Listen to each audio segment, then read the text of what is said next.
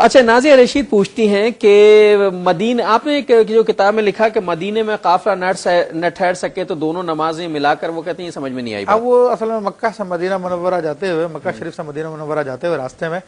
ایسا ہوتا ہے کہ بس ڈرائیور وغیرہ جو ہے وہ روکتے نہیں ہیں نمازوں کے لیے، تو اس میں ہمارے علماء نے یہ ایک فتویٰ دیا ہے جو امام ابو یوسف رحمۃ اللہ علیہ کا قول بھی ہے کہ اگر آپ نے سفر شروع کیا ہے ظہر سے پہلے اور آپ کو معلوم ہے کہ راستے میں ڈرائیور ظہر کے لیے نہیں روکے گا گاڑی،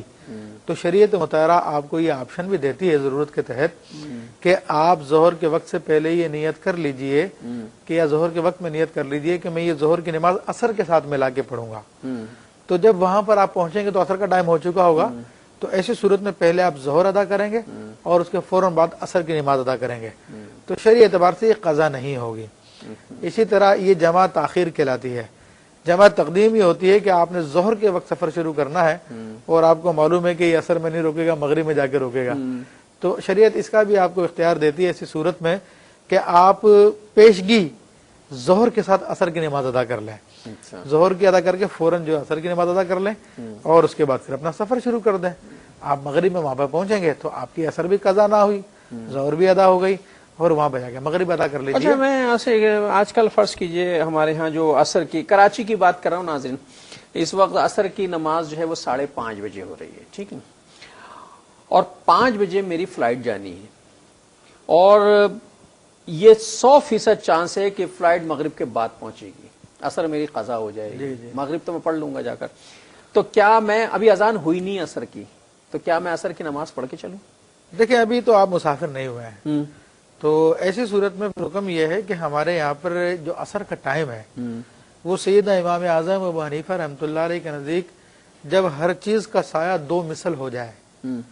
1 مثل یعنی اتنا ہی سایہ جتنا پہلے 5 فٹ کی کوئی چیز ہے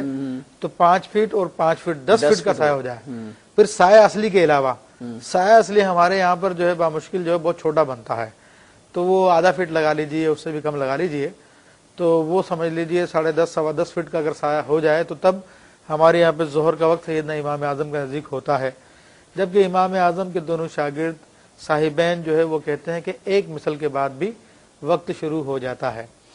تو اب ایسی صورتحال جب آئے تو پھر آدمی 1 مثل کے بعد بھی وہ آدھی 1 گھنٹے کا ٹائم ہوتا ہے پہلے، اس میں بھی نماز عصر ادا کر سکتا ہے، اور یہ دونوں ہی قول ہمارے مذہب میں مفتبی ہے۔ علامہ شامی رحمۃ اللہ تعالی علیہ نے فتاوی شامیہ میں اس کو بیان کیا، امام اہل سنت نے فتاوی رضویہ میں اور اپنے ملفوظات میں بھی اس کو بیان کیا، باقاعدہ مثال دے کر بیان کی کہ مسافر ہے اور معلوم ہے کہ یہ جو آپ نے بات کہی ہے کہ قضا ہو جائے گی تو پھر وہ 1 مثل کے بعد بھی اپنی نماز ادا کر لے۔ اچھا ایک چیز پوچھنا چاہتا ہوں میں، اچھا چلیے، اچھا انہوں نے بہن نازیہ رشید نے پوچھا باتھ روم میں اگر کپڑے گر جائیں تو وہ ناپاک ہو جائیں گے؟ دیکھیں باتھ روم کے اندر اگر واقعی اس وقت کوئی نجاست پڑی ہوئی ہے تو ہو جائیں گے ناپاک،